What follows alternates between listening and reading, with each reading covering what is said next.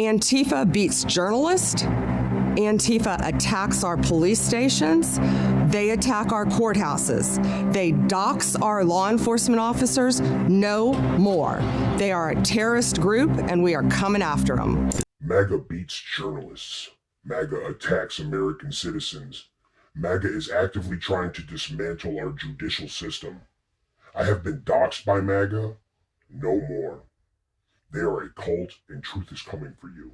We are here at the White House today to unmask Antifa, to follow the money all the way to the top. If you want to get to the bottom of who is fomenting this chaos and violence in our country, you must follow the money. We are here in my house today to unmask MAGA for following a dictator.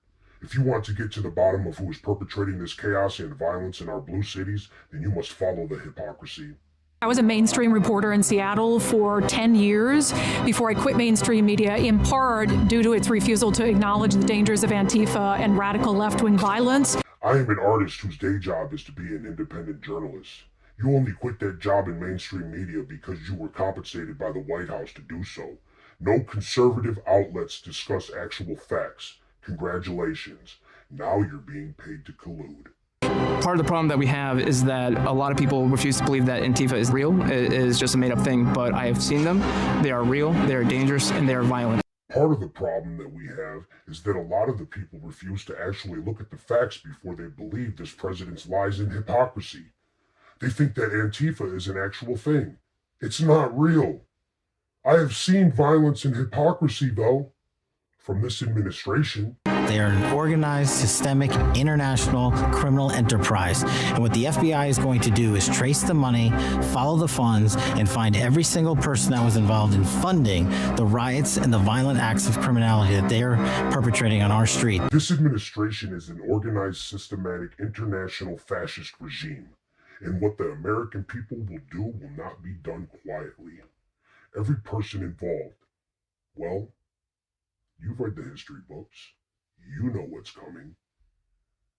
We will not tolerate the violent acts of criminality that they are perpetrating in our own American cities.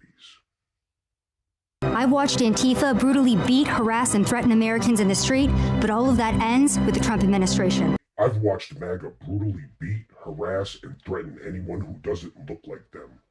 You bunch of waspy motherfuckers. I think I've seen MAGA run people over as well. So it will all crumble soon at the hands of the American people. I was brutally attacked and almost killed by Antifa in the streets of Seattle. All of my colleagues have been attacked. I can't think of a single one who hasn't. Violence against journalists and police officers in our streets can't stand. I've been attacked by MAGA when I was peacefully protesting this administration's atrocities. I've been doxxed because my opinion didn't align with theirs. All of my friends have been attacked. Violence against people who aren't white cannot stand. Just days ago, I was in the Portland jailhouse, and now I'm in the White House. This administration is built different, and Antifa's days are numbered. Just days ago, I was banned on TikTok for speaking against this president. This administration is definitely built different, and the president's days are numbered.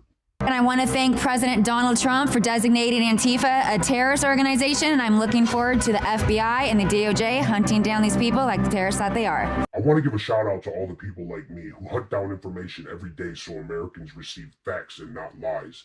I thank you for understanding the situation for what it is.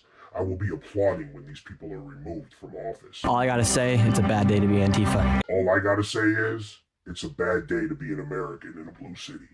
And Antifa's days of using violence and intimidation against their political opposition are over. And this administration's days of using violence and intimidation against their political opponents are over.